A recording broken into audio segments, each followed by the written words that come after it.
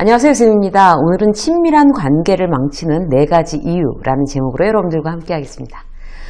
친한 사람인데 어느 날 별거 아닌 일 가지고 굉장히 이게 서먹서먹 관계가 좀 이상해지는 그런 경험 없으세요, 여러분들? 친밀한 관계를 망치고 나면 대단히 뭔가 이제 그 손해본 느낌? 그리고 굉장히 그 귀한 걸 잃어버린 느낌, 그런 느낌이 들죠. 그래서 우리는 이제 친밀한 관계일수록 더 신경을 많이 써야 되는데요. 저한테도 이제 그런 경험이 최근에 있었어요. 지난번에 10년이 뭐예요? 한 20년 된 지인인데, 저보다 이제 연배가 있으신 분이세요. 근데 제가 이제 일이 너무 바빠갖고 신경이 막 머리 꼭대기까지 막 이렇게 뻗어 올라 있는 딱 그 타이밍에 그분이 저한테 딱 전화를 하신 거예요. 그리고 제가 예전에 그분이랑 이제 하던 일을 다 원만하게 다 이렇게 서로 합의하에 다 정리가 된 그런 일. 그래서 이제는 이제 결과만 기다리는 일을 가지고 그분이 새삼스럽게 다시 전화해서 이거 다른 것 좀 이런 것 좀 자료 좀 챙겨줘 라고 말씀하셨어요. 근데 제가 그때가 너무 이제 상황이 막 몸도 피곤하고 신경도 예민하고 그런 상황에서 아니 그게 벌써 진작에 끝났어야 될 일인데 아니 왜 그렇게 일을 하시죠? 라고 제가 그랬어요. 저도 이제 이게 확 욱하는 마음에 이제 그랬던 것 같아요. 그 한마디 때문에 완전히 서먹해졌어요. 연락이 뜸해지고. 그래서 이제 제가 그때 너무 이제 예민해서 이제 그렇게 제가 실수한 것 같다라고 이제 즉시 사과를 하긴 했는데 그분은 이제 서운하셨던 것 같아요. 그래서 그래 뭐 괜찮아 라고는 하셨지만 어쨌든 마음에 서운함이 남아있고 저는 저대로 죄송한 마음이 있지만 그렇다고 제가 매일매일 전화해서 죄송해요 이럴 수도 없는 거고 그래서 이제 연락이 이게 뜸해지는 그런 경우가 있어요. 이제 언젠가는 만나면 뭐 풀리겠지 이제 이러고 있는 상황이에요. 그러면서 이제 찜찜하죠. 그런 경우들이 우리에게는 이제 이따금씩 일상에서 벌어지기도 합니다. 왜 친밀한 관계가 망쳐지는 걸까?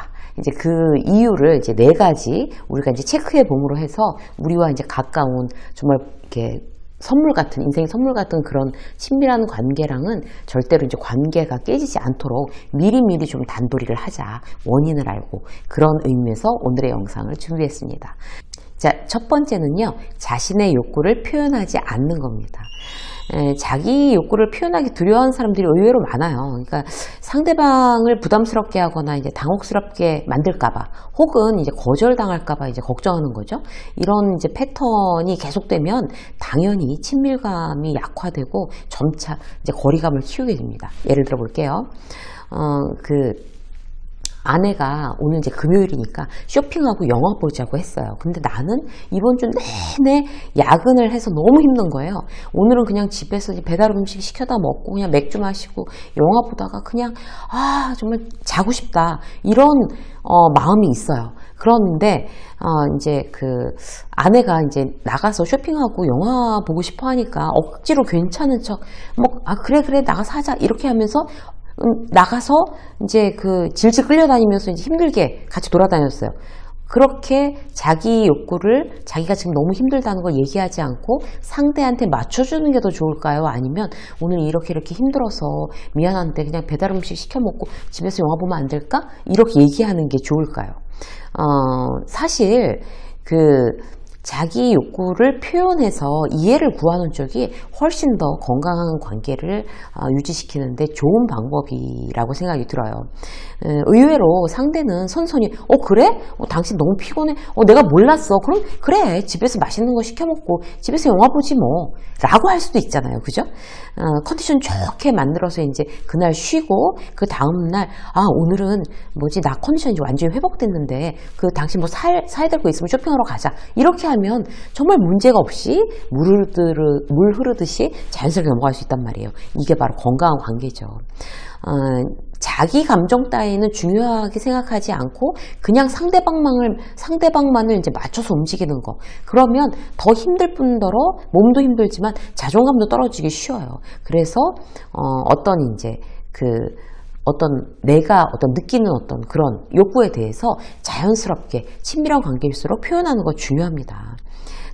부모 자식 간에도 마찬가지예요. 자식이 잘 안 찾아온다고 서운해 하는 것만이 능사는 아니라 나는 너를 조금 더 자주 보고 자주 밥 먹고 싶다. 이렇게 얘기를 하는 게 훨씬 더 건강한 부모 자식 간의 관계를 유지할 수 있는 방법입니다.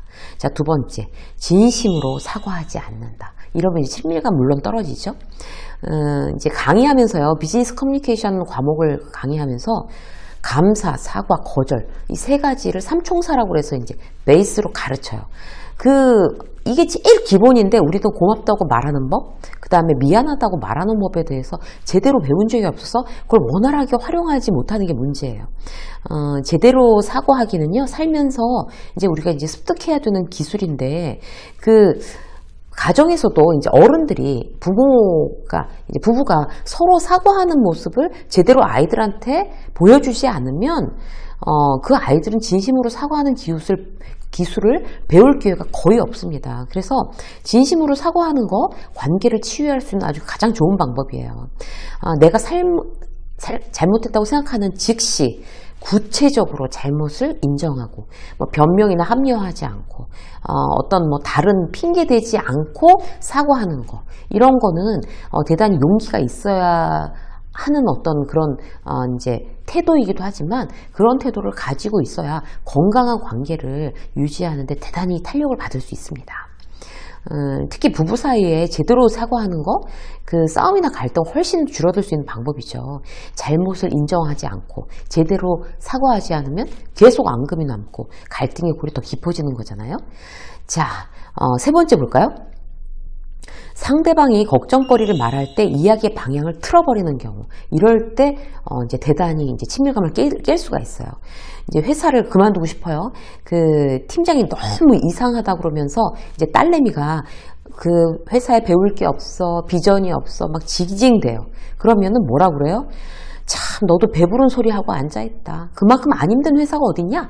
이렇게 이야기한다. 그런 부모 자식 간의 관계라고 그러면 친밀도가 확 떨어지는 거죠. 그만두겠다고, 비전이 없다, 그만두겠다, 이렇게 얘기하는 거는 정말 그만두고 싶은 마음도 있지만, 내가 지금 너무 힘들어, 라고, 이제 하소연하는 거잖아요. 그래서 거기에 대해서 이제 공감해주는 게 우선적으로 중요합니다. 이야기의 방향을 바꾸지 마세요. 내 생각대로.